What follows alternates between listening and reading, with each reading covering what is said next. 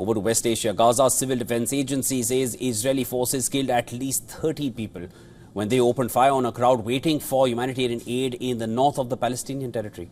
Now, the Israeli military said its troops fired warning shots in the area in response to the threat posed to them when dozens of Gazans were seen gathering around and in trucks in northern Gaza.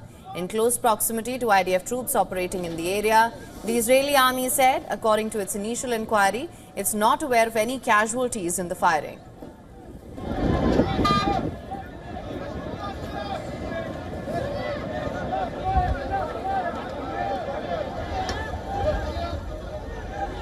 However, the director of Al-Shifa Hospital in Gaza City said that his facility received 35 bodies from the shooting, which reportedly struck about 3 kilometers off the Zikim crossing point.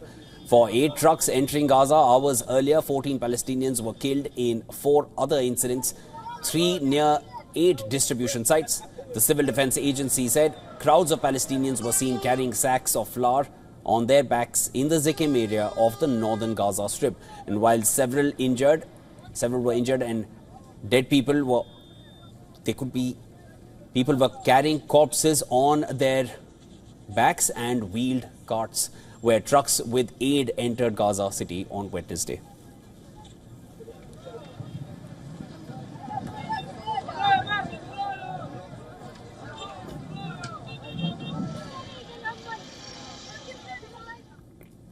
Now, the UN humanitarian agency has said that 4 days into Israel's tactical pause, people were still dying from hunger and malnutrition, alongside casualties among those seeking aid. United Nations said the conditions for the delivery of aid and supplies are far from sufficient in helping the population through a deepening hunger crisis.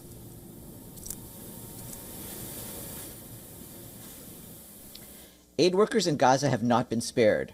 Our partners report high workloads, burnout, and exhaustion due mainly to the lack of food among frontline workers as well as among caseworkers in mental health and psychosocial support facilities.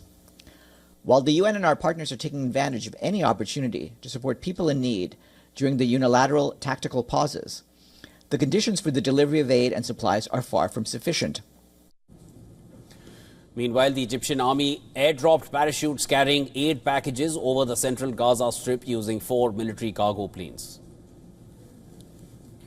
In other development, hundreds of Israeli settlers marched on Wednesday to stake their claim to the battered Palestinian territory, waving Israeli flags alongside the orange banners of the Gush Katif, a block of settlements dismantled in 2005.